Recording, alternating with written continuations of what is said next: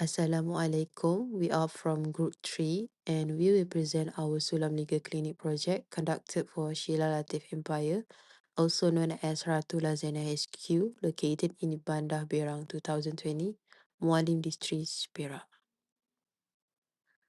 I will begin with part 1, which is group allocation and self-study. For part 1, our group was assigned to conduct a Sulam Legal Clinic for Sheila Latif Empire, also known as Ratu Lazana HQ. The business is located in Bandar Berang 2020, Mualim District, Perak. It operates in the food manufacturing industry and produces and distributes frozen and ready-to-eat lasagna products. The purpose of the legal clinic was to identify the legal issue faced by the participant, assess the business level of legal compliance, and provide practical legal guidance. Through this program, we also aim to increase the participant awareness of legal obligations and potential business risks. Before conducting the legal clinic, our group carried out a self-study on 4 common business organizations in Malaysia: proprietorship, partnership, limited liability partnership or LLP, and private limited company or SDBHD. Based on the participant business registration details, Ratu Lasagna HQ operates as a sole proprietorship. Therefore, our legal clinic focuses on legal issues relevant to the business structure, including the owner rights and duties, business liabilities, and compliance obligations. Good day, everyone. Today I will present part 2 legal clinic preparation focusing on our target participant, Sheila Latif Empire, operating local as Ratu Lasagna HQ in Mualim. So, I'll touch in the honor. Miss Noor Sheila has established basic the operation, including the SSM registration, food handle the training, and the hybrid the vaccination. Our the extended the identification critical legal gaps. First, regarding regulatory the compliance, the business currently face local council compound issue due to expired operating license. Under the section 12(1)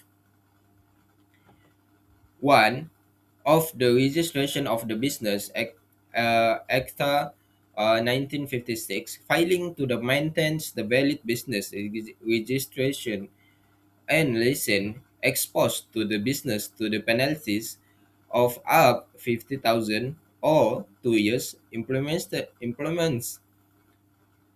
imprisonment. Second, under the employments and the statutory obligation, part-time staff are managed without formal writing contracts, and EPF or SOXO contribution are not currently provided. Additionally, income has not been formally declared to the LHDN under the Income Tax Act 1967. As a sole proprietorship, the biggest legal risk is unlimited liability, meaning the owner's personal asset at risk for the business debts or regarding fines, operational non-compliance. Cloud also trigger the premise closure or service financial damage.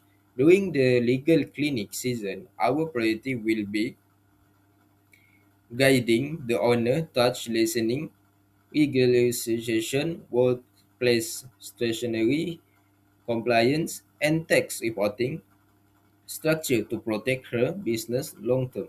Thank you. Part 3, Legal Clinic Design and Conduct. This legal clinic was conducted to help Ratu Lasagna HQ understand the important legal requirement for operating a business in Malaysia. The main objective were to identify the business compliance issue related to registration, licensing, and taxation, explaining the importance of complying with law such as Registration of Business Act 1956, and assess the participant level of legal understanding through discussion and interactive activity. To achieve this objective, we carried out 3 main activities. First, we conducted a mini legal talk and question and answer session. During this session, we explained a business registration, licensing requirement, and tax compliance using presentation slides to make the information easier to understand. Second, We provided a brochure that simplified complex legal responsibility into easy-to-read guidance, allowing the participant to refer to it whenever needed. Third, we use compliance checklist as a practical assessment tool to identify areas where the business was not fully compliant with legal requirements. Overall, this activity helped the owner gain a better understanding of formulation business law to improve legal compliance. So this is part for our team and roles of each team members. So first one is Muhammad Alif AIMAN. He is our project leader. He manage the overall project, delegated topics and moderate the client's interview. For the next one is me, ILYAS, client liaison and lead interview. So I deal with primary contact for Ratu Lazana HQ, led the Q&A to identify the owner's legal gaps. And then for Nurul Nabilah, she is for the media and comms. She translated complex legal info into plain English and designed our visual aids. For the fourth one is Ahmad Farhan, legal researcher, handle research on business compliance, local council licensing and food safety laws. For the fifth one is BATRISYIA, legal researchers. She handled research on taxation, EPF, SOCSO, contributions and employment law. For the last one is NURSYAQILA. She made the documentation officer.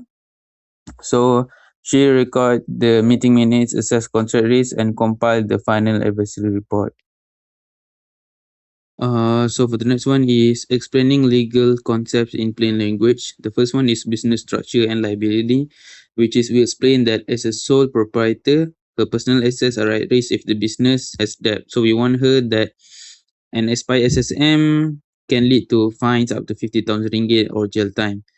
The second one is licensing and food safety. We say to her that failing to renew the local council MDTM license, it could result in fines, seized equipment, or forced closure. The third one is taxes and financial records.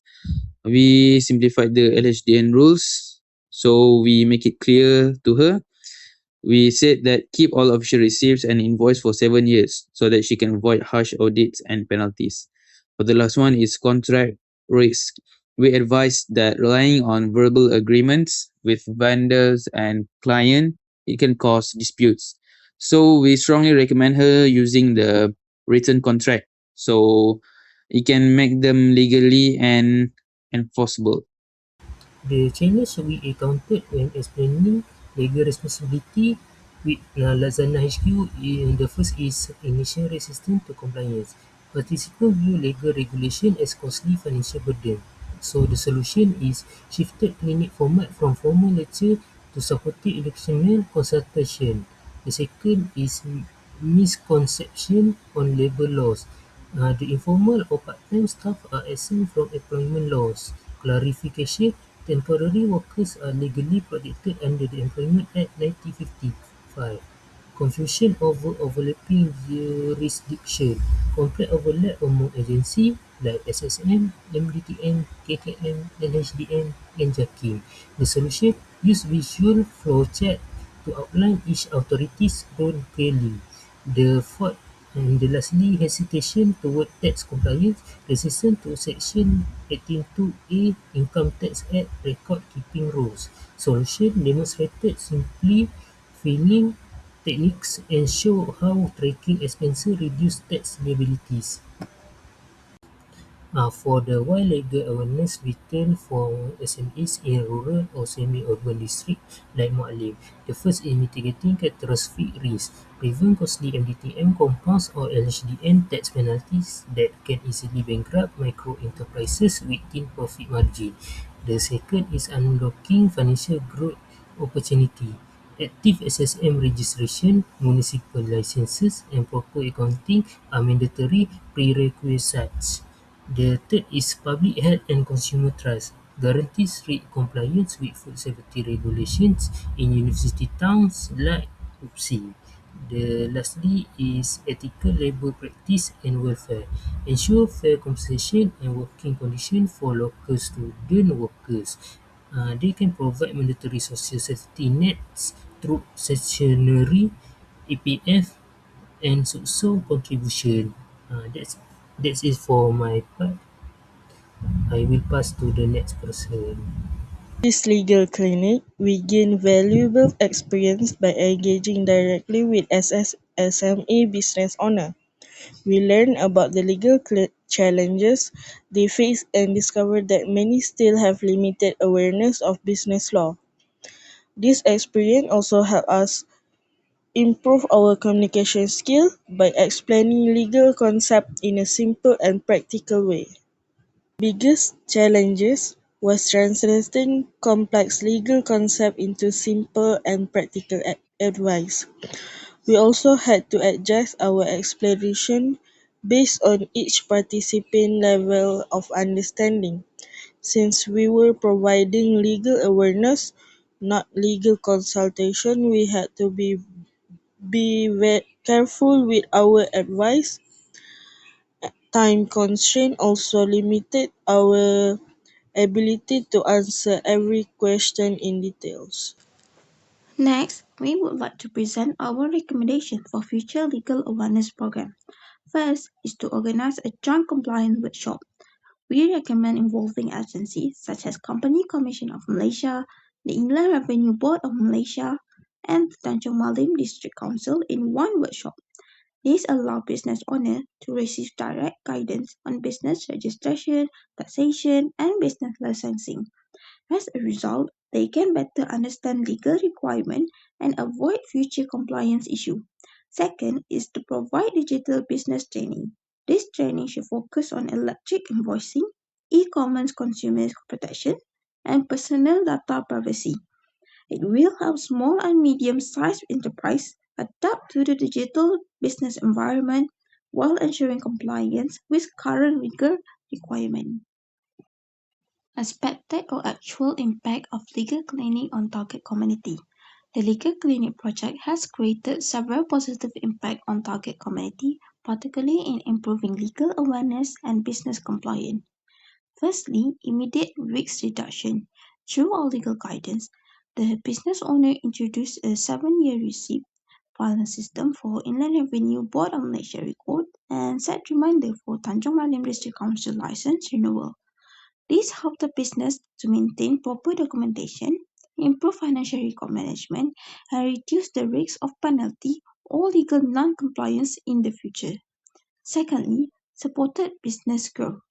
The project also increased awareness of the importance of obtaining halal and good manufacturing practice certification.